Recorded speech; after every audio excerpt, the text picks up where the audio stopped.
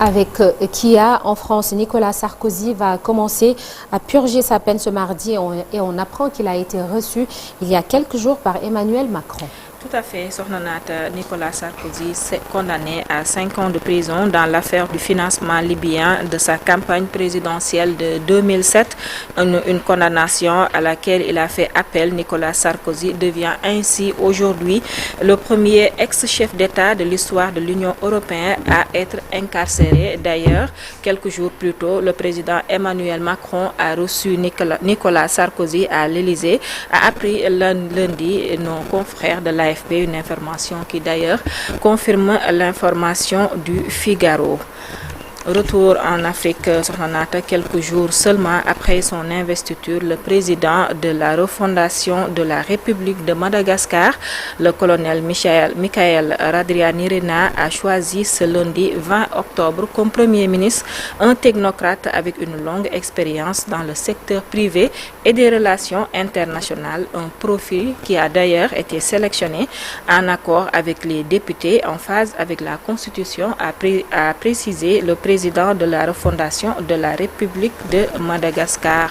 Restons en Afrique, direction Maroc, 3 semaines après le début des manifestations du mouvement Gen Z 212. Le cabinet de Mohamed VI a annoncé des lois pour moderniser la vie publique et renforcer la participation des jeunes citoyens.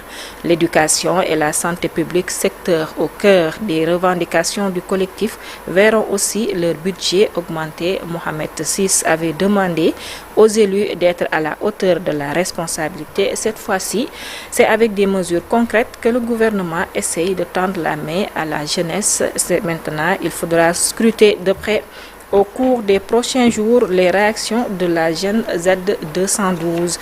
Et pour terminer, l'actualité internationale aux États-Unis, le président américain Donald Trump a déclaré ce lundi qu'il se rendrait en Chine au début de l'année prochaine afin de rencontrer le président Xi Jinping, avec lequel il doit s'entretenir en marge du sommet de la coopération économique Asie-Pacifique à la fin du mois.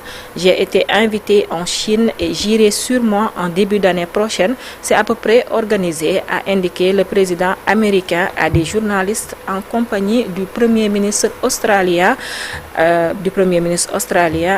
Anthony Albanese, qui recevait à la Maison-Blanche. Sornanate, c'était tout pour l'actualité internationale de ce jour.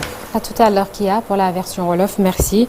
Au cœur des assemblées annuelles du FMI et de la Banque mondiale, le sujet de la chronique de ce mardi, et nous serons avec Abdoulaye Cissé dans la seconde partie et notre invité, Madi Touré, président Génération Foot.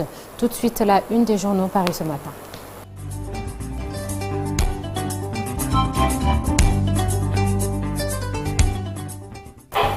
ñu ànd ci Cheikh Diop. Cheikh, maa ngi lay nuyu.